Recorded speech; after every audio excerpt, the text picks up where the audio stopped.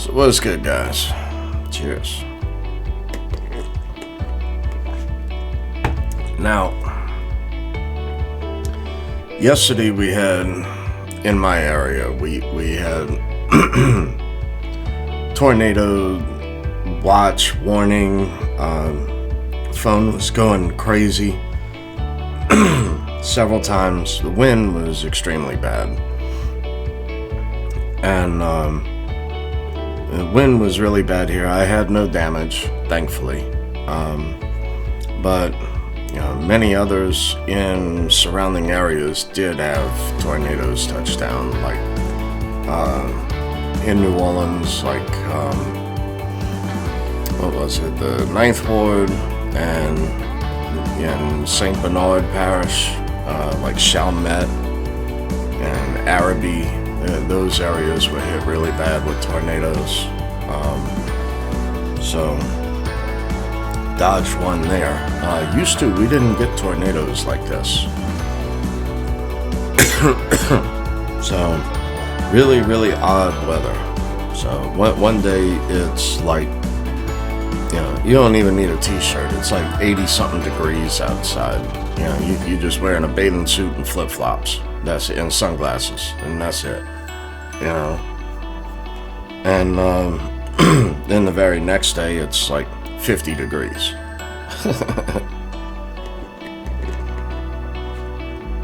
But anyway,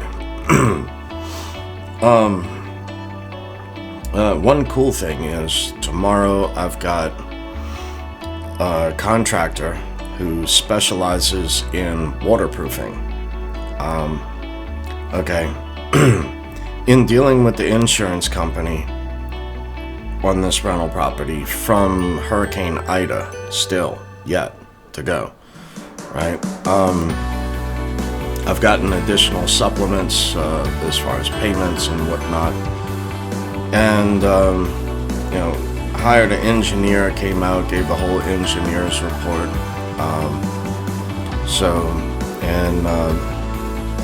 did everything to the engineer's specifications, and still have water leaking in at a few windows, right?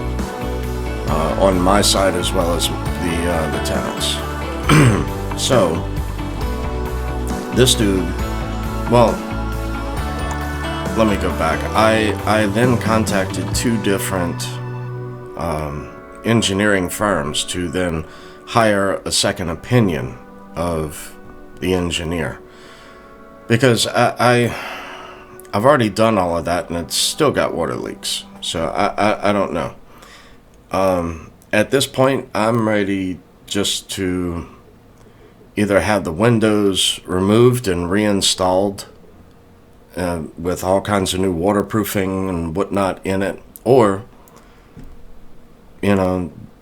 another, what was that? I paid $5,500 for new windows for both sides. I don't remember how many windows, but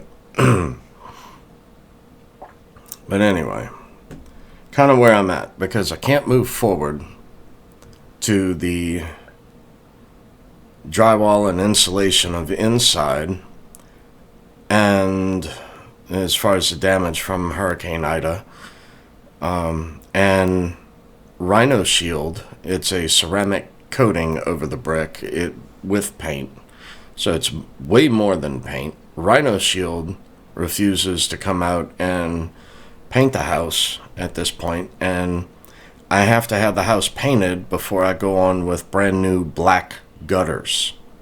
So all the gutters and downspouts are going to be black. I've already paid for it. The installation, all of that is paid for. That neither one of those two things can happen on the outside until after the water leaks are solved. So that's holding me up there. And I don't want to spray paint the house with this Rhino Shield stuff with a brand new fence line up. So the fence line still has not been put up, and that's a $30,000 fence. Told that to my neighbor. the other day. He liked to flipped out because he was trying to ask me. He was telling me it was going to cost him $1,000 in labor in order to have his fence fixed and whatnot. He's asking me if that's a good price, and I said, I don't know. I'm not doing a wood fence. I'm doing vinyl. And he asked me, he said, how much that going to cost you? I said, $30,000. And he liked to flip out. But, I'm doing a lot to this house. I'm fixing the exterior up to mint. And then I plan on finishing the insides. But when I get ready to do the insides, there's a lot more that needs to go on than having someone live in it. So I'm going to repair all the stuff and replace a lot of stuff in my tenants unit while having them stay at a hotel or a motel during that time frame. Get a pod and move all the furniture and stuff into a pod and then move it back into the house. Because it's all 3 bedrooms upstairs need a lot of work. So the entire ceilings, all the insulation in between, the electrical boxes, so that way they will be able to support a ceiling fan, stuff like that. So there's a lot of work that needs to go on next door. However, it's not going to be a complete gut job this time. The gut job and for next door, also the plywood is the wrong size and it squeaks. They used the wrong nails. They didn't even use ring shank nails. And the only way that I've found not to have squeaks in doing any sort of construction is to use liquid nails on the plywood, on the plywood subfloor, to the joist beneath it, and 3-inch deck screws into it. So you glue it and screw it, and then you add additional supports as needed in order to, instead of trying to put a piece of plywood or 2 pieces of plywood butted up to one another against a single 2x, which is only a 1.5x, really. So, a lot of framing and that sort of stuff has to go on. But in order to pull the whole floor and everything else up, look, the bathroom's got to be gutted again for the 3rd time in order to do this. So to do it the way that I want it done. They would not be able to live there while that was going on. So that will come whenever next door moves out, is my plan for next door. However, my side, I'm at the point, really, if it doesn't have sentimental value of just, having a yard sale and that sort of stuff, but now you even need a permit to do yard sales. So I don't know. It's not really worth my time to take a picture of something and try to sell it on Craigslist only to have someone offer you 10 cents on a dollar for what it's worth. And then just people trying to hustle you. Then they know where you live. Then they, try to... there's so many bad things that can happen from that. I'd rather just put it all outside and have a garage sale. But like I said, I got to have a permit to do that. And obviously someone in my neighborhood works for code enforcement, because I'm still fighting the air conditioner mounts for both units in the backyards. So now it's elevated, the 5 feet in the air that I elevated the whole property, plus an additional 10 feet. So it's mounted 15 feet in the air.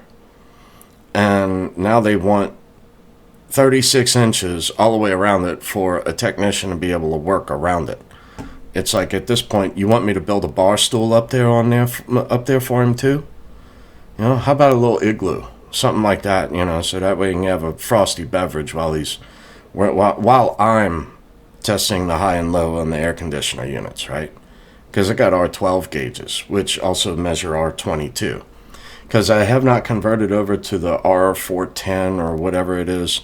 Because to do that is over $20,000 per unit. No, I'm sorry, it was $12,000 per unit. So total cost is like $25,000 total for both rental properties. So, or both units of the rental.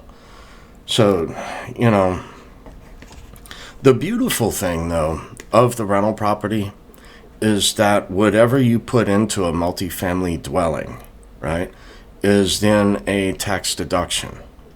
And so then I can even take the $300,000 that I've put into this property so far, and I can forward that over the next 10 years if I wish. And that is all deductible, because that will also go against the capital gains of selling off some crypto in order to do this. So, you know, it works. In this benefit, you are, instead of paying capital gains taxes, you're then improving a rental property, and on top of it, you're gaining equity. So instead of paying the taxes, I'm gaining equity. So I improve my net worth even further. That's the beauty of rental property. However, I've got a lot more to go here. But, yeah, $30,000 fence, right? I broke it down for him. And even my mother, you know, she was like, $30,000 fence? You know, you bumped your head. Well, maybe. But I'm doing it a certain way, so in case any other storms come through later, another hurricane or whatnot, or tornado, and damages this beyond repair, even though I've ordered additional material to keep underneath the house, in order to be able to match what's there, right? You know, I would then be able to go up with a brick fence later if I so choose. So instead of doing the brick now, the brick fence all the way around the whole property, it's just like, you know what? I like the vinyl, but I want it up off the ground with concrete. So I'm doing a 16-inch wide footer with 5/8 rebar in it, and then an 8x8 chain wall on top of that. And then the fence above that. So that's going to separate all the weeds and garbage from next door into my yard, or vice versa. And, you know, so that way weeds won't be able to grow up into the fence line and damage it, basically. And it'll be much easier to maintain that than it would be just a 8x8 chain wall with a fence. And not only that, in this area, any sort of concrete you pour like that without rebar, it's gonna crack and break and fall apart. And I've seen so many people attempt it and fail. And so I want to do this right, but I want to do this in a way that I would not have to redo it all if I then chose to go up with brick. Like I said, if this somehow gets damaged. But yeah, I'll break down the numbers for you real quick. So it was $14,000 for the fencing material alone for just the vinyl. It was $1,000 to have it shipped to my house. And let's see, the concrete work alone is going to be $12,000. Then the labor on top of that is an additional $2,000, which leaves $1,000 leeway. So that's $29,000 plus $1,000 leeway, site unforeseen, whatever. So yeah, $30,000, and that's without gates. And the driveways are 12 feet each driveway on both sides. So it would be a 12-foot gate on both sides. So yeah. And I designed all of that and whatnot, but no, that's without any of the gates installed. That's just the fence line. Yep. So a lot more to go. Hopefully this contractor will be able to shed some more light onto what the engineer report says, to go around and fully inspect everything. And at this point, like I said, I don't give a damn if you got to pull the windows completely out, reseal with some special waterproofing agent. I don't care what you got to do at this point. You know, I need it fixed. That's it. Everything else, there was a gap, like a 2-inch gap, all the way, 2 to 3 inches, 3 inches in some places, all the way around the entire top of the brick before the drip edge of the roof. So I went up with, had to rent a machine, a 35-foot boom lift in order to install it. I went to a sheet metal place and I got 20 gauge galvanized cut to 9.5 inches. So that way then I would end up with 5 pieces per sheet, 10 foot long. Each sheet is 10 foot long by 4 foot. So I would end up with 5 pieces. I went through, I think it was 4 sheets to go completely around the house. So, and I'm only left with like a little 4-foot section of metal that's left over. That's it. And a whole lot of liquid nails on it, and then screws into the brick to hold it. You know, after this tornado and whatnot that came through here, everything is perfect outside. Nothing moved, not even the vinyl siding. So, perfect. So depending on what this guy finds tomorrow during his whole inspection and whatnot, I'm just going to say, you know, well, after he comes to me with any resolutions to it, I'm just going to give him the green light, knock it out, go for it. And there's a little bit of other work I'm going to have him knock out at the same time, and we'll go from there. Because, you know, I called 2 different contractors. This dude answered the phone. So if you have the will to work, you will. If you don't have the will to work, you won't. That's simple. And it's not difficult work. I just need it done. And licensed contractor, all that good stuff. Been here a while. Been here like 22 years in business. So I looked them up.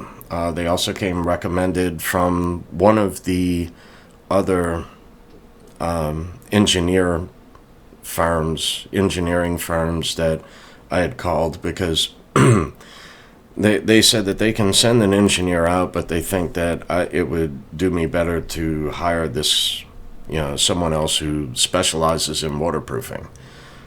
That's exactly what I need. So yeah, that's where I'm at the moment. As far as crypto, now I did that video a couple days ago, the $3,000. Now, a friend reached out to me and told me to put it all into crypto and then use the profits later into precious metals or into the solar project, which I kind of agree with him, because, you know, at the 618 Fibonacci retracement, I mean, that's a key level to enter in any crypto. And, you know, all the signs and signals are there for an altcoin season boom. So anyway, I went ahead and I just moved 1,000 into the market for right now. I still have that other 2,000 on the side, but I went ahead and put 1,000 into crypto. And, you know, I use Gemini, and it takes like, I don't know, 6 days for that to clear for me to, or not to clear the deposit to be clear, the funds are available immediately, but I'm not a FOMO person. I don't, you know, that's not me. So I'm willing to wait those 6 days to be able to have a better look at the market of what's doing what, because chances are the coins that I want to buy, they're not even listed on Gemini. But I just want the ability to make a purchase and then remove those funds from Gemini to be able to purchase the coin that I want, instead of purchasing a crypto and holding on to it with the risk of it going down during the 6 days and then moving that off. You know, I got $1,000 on the way. Today's like day 2 or something like that. And I don't know why, because, you know, today's the 20 something or other. The days kind of blend in together. I'll say that much. You know, every day it's like the same routine. But, you know, I should have moved these funds back around the 3rd of March. Excuse me, not like the 20 something of March, right? That was not a mistake on my part. It was just, I had other things going on. I just wanted to make sure other things were going to be met and taken care of before I transferred those funds out of that account. Now I'm certain and for sure that I have $3,000 to invest.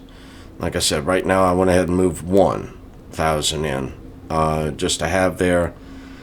And I find that if I go to make another deposit into Gemini, then those other funds I will not be able to withdraw during that time. So they're a little quirky in that aspect. As far as Coinbase, I tried to log in. They wanted me to re-enter everything. I updated the app and this and that sort of stuff. And I'm just really hesitant now to even deal with Coinbase. The trust is not listed with Coinbase, only through Gemini. But as far as a personal account, like, you know, say I move an extra $200 into the market just from my personal checking instead of from the trust, right? You know, so just as an option. I don't, but it's just like at this point, what is the point of doing that? Other than I can buy Stellar Lumens on Coinbase. That's the only other thing I see over there. I mean, everything else is really a Gemini, but you know, the everything else that I want is on a swap exchange, or you know, like KuCoin and that sort of stuff. So it's not like a direct on-ramp to my checking account. And I'm not using a credit card to do this. I don't believe in paying all those extra fees. To me, that's just crazy. So yeah, I threw $1,000 into the market. I'm still holding on to the other 2. Not really sure what I'm gonna do with it just yet. That's kind of where I'm at. You know, I may go ahead and put the other 2 in, but not like today or tomorrow. I'm just sitting here scratching my head on what to do and trying to get ready for other things that are happening this week. So additionally to the Contractor coming out tomorrow, like I said, I'm probably just going to tell him, knock it out. Just go ahead and go for it. But additionally to that, I've got a doctor appointment with the orthopedic surgeon to go ahead and x-ray both my ankles, make sure I don't have any broken bones that didn't heal right when I messed up, you know, both of my ankles. I had a bad rolled ankle sprain in each ankle. Damn thing swelled up so big. So, and among other things, right? That, you know, I may go further in time, but it's already been 25 minutes here. Just a quick update. Y'all be cool. Have a good one. Later.